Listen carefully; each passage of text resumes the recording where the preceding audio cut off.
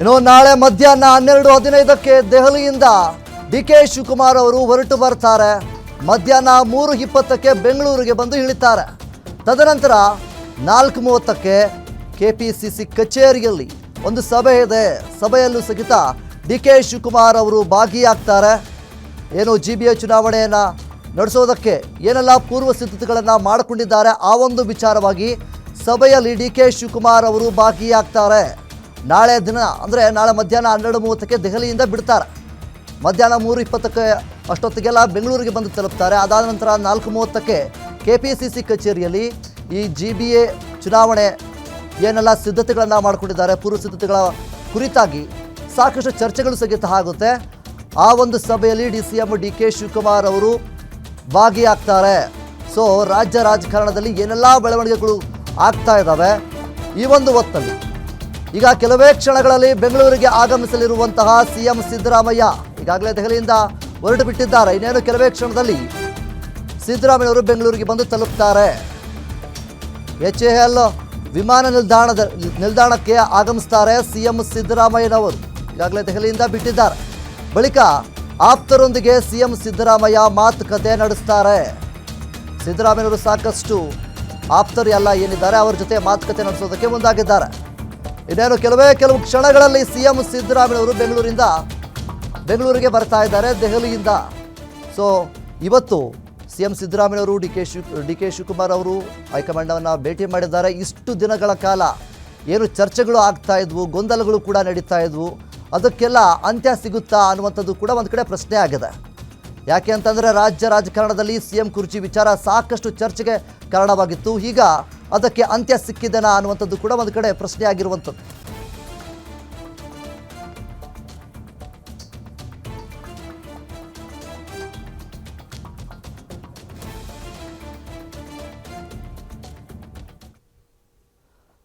So ಈಗ Satish sir ಮತ್ತು Maruti Pavagowda sir ಈಗಾಗಲೇ CM ಡಿ.ಕೆ. ಶಿವಕುಮಾರ್ ಅವರು ಹಾಗೂ CM ಸಿದ್ದರಾಮಯ್ಯ ಅವರು ಬೆಂಗಳೂರಿಗೆ ಬಂದು ಆಗಮಿಸ್ತಾ ಇರ್ತಾರೆ. ನಾಳೆ ದಿನಕ್ಕೆಲ್ಲ ಡಿ.ಕೆ. ಶಿವಕುಮಾರ್ ಅವರು ಬರ್ತಾರೆ. ಹಾಗಾದರೆ ಮುಂದಿನ ಬೆಳವಣಿಗೆಗಳೇನು, ಏನೆಲ್ಲ ಮಾಡ್ಬೋದು, ಇವರು ಯಾವ ರೀತಿ ಪ್ಲ್ಯಾನನ್ನು ಇಟ್ಕೊಂಡಿರ್ಬೋದು? ಈಗಾಗಲೇ ಸಿದ್ದರಾಮಯ್ಯನವರು ಆಪ್ತ ಜೊತೆ ಮಾತುಕತೆ ಮಾಡೋದಕ್ಕೆ ಮುಂದಾಗಿದ್ದಾರೆ. ಅದೇ ರೀತಿ ಇನ್ನು ಏನೆಲ್ಲ ಪ್ಲ್ಯಾನ್ಗಳು ಮಾಡ್ಬೋದು ಸರ್ ಇವರು? ವಿನೋದ್, ಈಗಾಗಲೇ CM ಹೊರಟಿದ್ದಾರೆ ಡೆಲ್ಲಿಯಿಂದ. ಯಾವುದೇ ಕ್ಷಣದಲ್ಲೂ ಬೆಂಗಳೂರಿಗೆ ಬರಬಹುದು. ತಮ್ಮ ಆಪ್ತ ಸಚಿವರು ಶಾಸಕರ ಜೊತೆ CM ಬೆಂಗಳೂರಿಗೆ ಬರ್ತಾ ಇದ್ದಾರೆ. ಸೊ ಬೆಂಗಳೂರಿಗೆ ಬಂದ ನಂತರ ನಾಳೆ ಕೆಲವೊಂದಿಷ್ಟು ಪ್ರೋಗ್ರಾಮ್ ಶೆಡ್ಯೂಲ್ ಆಗಿದೆ. ಆ ಒಂದು ಕಾರ್ಯಕ್ರಮದಲ್ಲಿ ಭಾಗಿಯಾಗ್ತಾ ಇದ್ದಾರೆ. At the same time D K. Shivakumar ದೆಹಲಿಯಲ್ಲೇ ಇದ್ದಾರೆ. ಸೊ ಅವರು ಕೂಡ ನಾಳೆ ಬೆಳಗ್ಗೆ 12 ಗಂಟೆಗೆ ದೆಹಲಿಯಿಂದ ಹೊರಟು ಬೆಂಗಳೂರಿಗೆ ಬರ್ತಾ ಇದ್ದಾರೆ.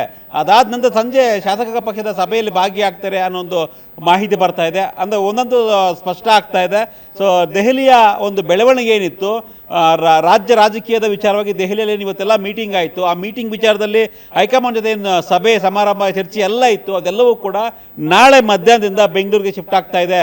ಸಿದ್ದರಾಮಯ್ಯ ಒಂದು ಕಡೆ, ಮತ್ತೊಂದು ಕಡೆ ಡಿ.ಕೆ. ಶಿವಕುಮಾರ್ ಬರ್ತಾ ಇರೋದು ಬೆಂಗಳೂರಿಗೆ. ಸೊ ಇದ್ರ ಜೊತೆಗೆ ಕಾಂಗ್ರೆಸ್ನ ಹೈಕಮಾಂಡ್ ನಾಯಕರು, ರಾಜ್ಯ ಉಸ್ತುವಾರಿ ಸುರ್ಜೇವಾಲಾ ಆಗಿರ್ಬೋದು, ಕೆ.ಸಿ. ವೇಣುಗೋಪಾಲ್ ಆಗಿರ್ಬೋದು, ಅವರು ಕೂಡ ಬೆಂಗಳೂರಿಗೆ ಬರ್ತಾ ಇದ್ದಾರೆ. ಸೊ ಅಲ್ಲಿಗೆ ಏನೇ ಚರ್ಚೆ ಇದ್ದರೂ, ಏನೇ ಮಾತುಕತೆ ಇದ್ದರೂ ಅದು ಬೆಂಗಳೂರಿಗೆ ಶಿಫ್ಟ್ ಆಗ್ತಾ ಇದೆ. ಸೊ ನಾಳೆಯಿಂದ ರಾಜ್ಯ ರಾಜಕಾರಣದ, ವಿಶೇಷವಾಗಿ ಕಾಂಗ್ರೆಸ್ನ ಏನು ಡೆವಲಪ್ಮೆಂಟ್ಸ್ ಇದ್ದಾವೆ, CM ಬದಲಾವಣೆ ವಿಚಾರವಾಗಿ ಎಲ್ಲವೂ ಕೂಡ ಬೆಂಗಳೂರಿನಲ್ಲಿ ಚರ್ಚೆ ಆಗುತ್ತೆ. ಅದು CM ನಿವಾಸ ಆಗಿರ್ಬೋದು, ಅಥವಾ KPCC ಕಚೇರಿ ಆಗಿರ್ಬೋದು, ವಿಧಾನಸೌಧ ಆಗಿರ್ಬೋದು. ಈ ಹಿನ್ನೆಲೆಯಲ್ಲಿ ಬೆಂಗಳೂರಲ್ಲಿ ಚರ್ಚೆ ಆಗ್ತಾ ಇದೆ ಒಂದು ಕಡೆ. ಮತ್ತೊಂದು ಕಡೆ ಇವತ್ತಿನ ಒಂದು ಡೆವಲಪ್ಮೆಂಟ್ಸ್ ನೋಡಿದಾಗ ನಮಗೆ ಕೆಲವೊಂದಿಷ್ಟು ವಿಚಾರಗಳು ರಾಷ್ಟ್ರ ರಾಜಕಾರಣದಲ್ಲಿ ನಾವು ಒಂದು ಹೋಲಿಕೆ ಮಾಡಿ ನೋಡಿದಾಗ, ವಿನೋದ್, ನಾನು ಮಾರುತಿ ಹತ್ರ ಮತ್ತೆ ಮಾರುತಿ ಜೊತೆ ಈ ವಿಚಾರವಾಗಿ ಚರ್ಚೆ ಮಾಡ್ತೀನಿ.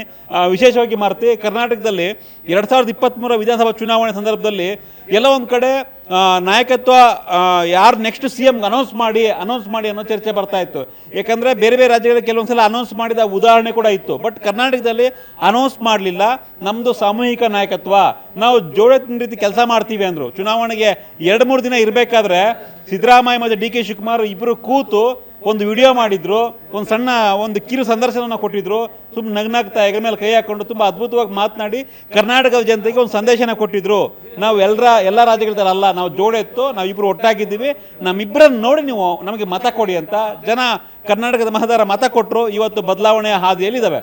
ಅಟ್ ದ ಸೇಮ್ ಟೈಮ್ ನಾವು ರಾಜಸ್ಥಾನ ಗಮನಿಸಬಹುದಾಗಿತ್ತು. ಹಿಂದೆ ಸಚಿನ್ ಪೈಲಟ್ ಮತ್ತು ಅಶೋಕ್ ಗೆಹ್ಲೋಟ್ ಇಬ್ಬರು ಹಿರಿಯ ಮತ್ತು ಕಿರಿಯ ರಾಜಕಾರಣಿಗಳು, ಇಬ್ಬರು ನಡುವೆ ದೊಡ್ಡ ಒಂದು ರೀತಿ ಕುರ್ಚಿ ಕಿತ್ತಾಟ ಆಗಿತ್ತು. ಅದೇ ರೀತಿಯಾಗಿ ಮಧ್ಯಪ್ರದೇಶದಲ್ಲೂ ಆಗಿತ್ತು. ಜ್ಯೋತಿರಾದಿತ್ಯ ಸಿಂಧ್ಯಾ ಮತ್ತು ದಿಗ್ವಿಜಯ್ ಸಿಂಗ್, ಕಮಲ್ನಾಥ್ ಈ ನಾಯಕರ ನಡುವೆ ಚರ್ಚೆ ಆಗ್ತಾ ಇತ್ತು. ಸಿಂಧಿಯಾ ಬೇಸತ್ತು ಕಾಂಗ್ರೆಸ್ ಬಿಟ್ಟು ಬಿಜೆಪಿಗೆ ಹೋಗ್ಬಿಟ್ರು. ಇನ್ನು ರೀಸೆಂಟಾಗಿ ನಾವು ಕೇರಳದು ಸತೀಶನ್ ಹೆಸರು ಬಂತು, ಆಮೇಲೆ ಕೆ.ಸಿ. ವೇಣುಗೋಪಾಲ್ ಹೆಸರು ಬಂತು, ರಮೇಶ್ ಹೆಸರು ಬಂತು. ಅಂದರೆ ಸಿಕ್ಕಾಪಟ್ಟೆ ಕಾಂಗ್ರೆಸ್ ಇದ್ದಂತಹ ಅಂದರೆ ಅಧಿಕಾರದಲ್ಲಿ ಇದ್ದಂತಹ ಸಂದರ್ಭದಲ್ಲಿ ಅಥವಾ ಈ ರೀತಿಯ CM ಬದಲಾವಣೆನೋ ನಾಯಕತ್ವ ಬದಲಾವಣೆ ವಿಚಾರ ಬಂದಾಗ ಅಲ್ಲಿ ರಾಜ್ಯ ಸರ್ಕಾರಗಳು ಬದಲಾಗಿದ್ದಾವೆ. ಕಾಂಗ್ರೆಸ್ ಅಲ್ಲಿ ಸೋತಿದೆ ಹೀನಾಯವಾಗಿ. ಸೊ ಆ ಒಂದು ಚಾನ್ಸನ್ನು ಬಹುಶಃ ತೆಗೆದುಕೊಳ್ಳೋದಕ್ಕೆ ಅಥವಾ ಅದರಿಂದ ಬುದ್ಧಿ ಕಲಿತಂದು ಕಾಣಿಸ್ತಾ ಇದೆ ಕಾಂಗ್ರೆಸ್, ಅಥವಾ ಸಿದ್ದರಾಮಯ್ಯನವರು ತಮ್ಮ ರಾಜಕೀಯ ಒಂದು ಅನುಭವವನ್ನು ಅಥವಾ ಪ್ರೌಢಮೆಯನ್ನು ಬಳಸಿದ್ದಾರೆ ಇಲ್ಲಿ ಅಂತ ಅನಿಸ್ತಾ ಇದೆಯಾ ಹೇಗೆ ಅಂತ? ಇಲ್ಲ, ಖಂಡಿತ ಕಾಂಗ್ರೆಸ್ ಹೈಕಮಾಂಡು ಆ ಪ್ರೌಢಮೆಯನ್ನು ಬಳಸಿದೆ. ಅದೇ ರೀತಿ ಸಿದ್ದರಾಮಯ್ಯವರು ಆ ಪ್ರೌಢಮೆಯನ್ನು ಬಳಸ್ಕೊಂಡೇ ಈ ನಿರ್ಧಾರಕ್ಕೆ ಬಂದಂತೆ ಕಾಣಿಸ್ತಿದೆ. ಇಡೀ ದೇಶದಲ್ಲಿ ಕಾಂಗ್ರೆಸ್ ಇವತ್ತು ನೆಲಕಚ್ಚಿದೆ. 2014ರಿಂದ ಇತ್ತೀಚೆಗಾದಂತಹ ಎಲ್ಲ ವಿಧಾನಸಭಾ ಚುನಾವಣೆಗಳು, ಲೋಕಸಭಾ ಮೂರು ಲೋಕಸಭಾ ಚುನಾವಣೆಯಲ್ಲಿ ಕಾಂಗ್ರೆಸ್ ಪಕ್ಷ ಹೀನಾಯವಾಗಿ ಸೋತಿದೆ.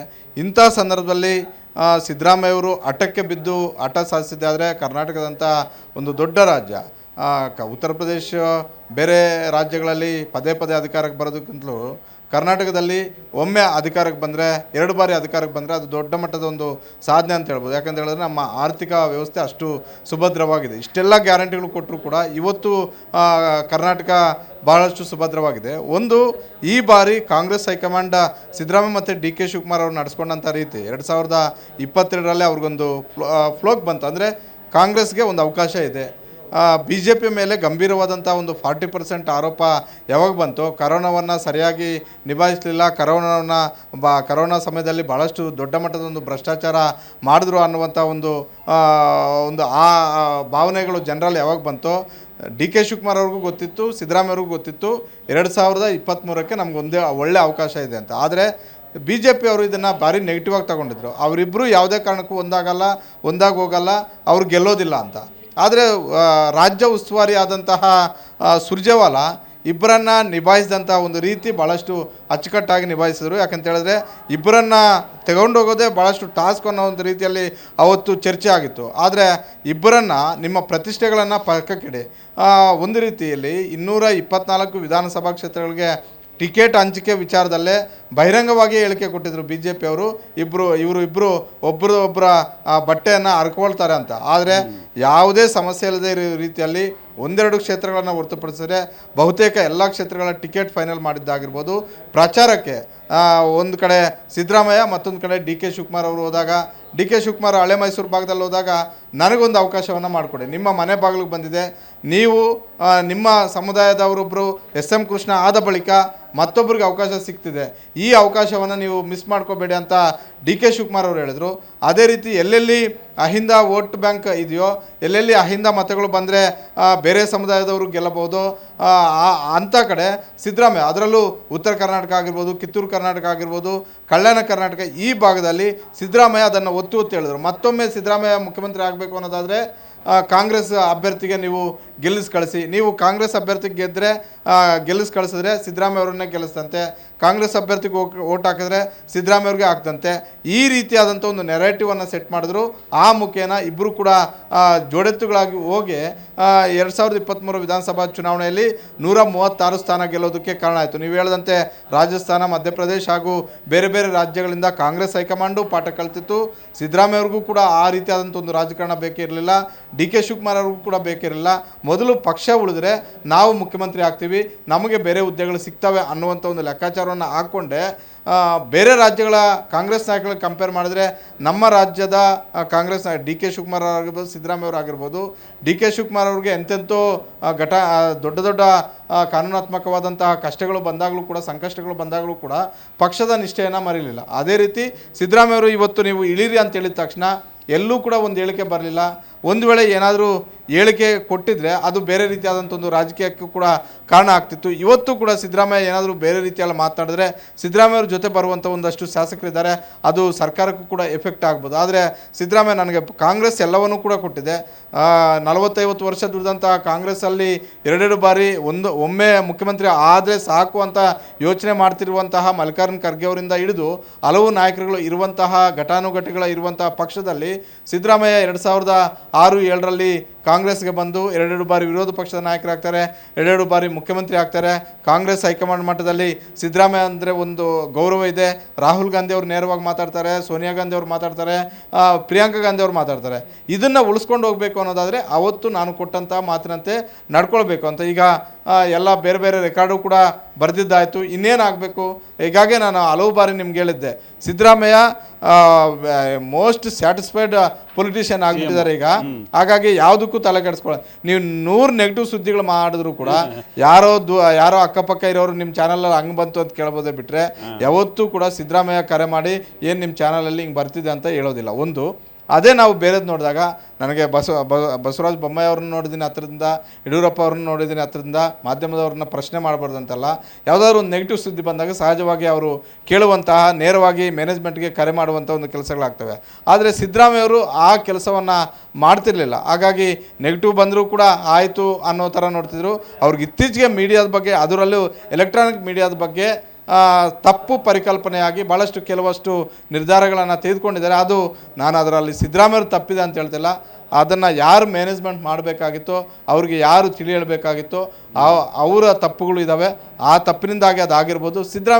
ಒಟ್ಟಾರೆ ಸಿದ್ದರಾಮಯ್ಯ ಅವರನ್ನು ನಾವು ರಾಜಕೀಯವಾಗಿ ನೋಡಿದಾಗ ಸಿದ್ದರಾಮಯ್ಯ ಅಹಿಂದ ನಾಯಕ ಅಂತ ಕೆಲವರು ಹೇಳ್ಬೋದು. ಆದರೆ ಸಿದ್ದರಾಮಯ್ಯವ್ರ ಜೊತೆ ಇರೋರೆಲ್ಲ ಬೇರೆ ಬೇರೆಯವರು, ಹೆಚ್ಚಾಗಿ MB ಪಾಟೀಲ್ ಆಗಿರ್ಬೋದು, ಕೃಷ್ಣ ಬೈರೇಗೌಡರಿಗೆ ಪ್ರಚಾರಕ್ಕೆ ಹೋದಾಗ ಹೇಳಿದ್ದು, ಕೃಷ್ಣ ಬೈರೇಗೌಡರ ಅಂತ ನಾಯಕನನ್ನು ನೀವು ಸೋಲಿಸ್ಬಿಟ್ರೆ ಅಂದರೆ ಮುಂದೆ ನೀವು ಅವ್ರಿಗೆ ಸಿಗುವಂಥ ದೊಡ್ಡ ಅವಕಾಶಗಳನ್ನೇ ತಪ್ಪಿಸ್ತೀರಾ ಅಂತ. ಒಬ್ಬ ಫೈನಾನ್ಸ್ ಮಿನಿಸ್ಟ್ರು ಸಿದ್ದರಾಮಯ್ಯ ಅವರನ್ನು ಹೊರತುಪಡಿಸಿದ್ರೆ ಯಾರಾಗಬೇಕು ಅಂತ ಹೇಳಿದ್ರೆ ಕೃಷ್ಣ ಬೈರೇಗೌಡರು ಆಗಬೇಕು ಅಂತ ಬಹಿರಂಗವಾಗಿ ಹೇಳಿದ್ರು.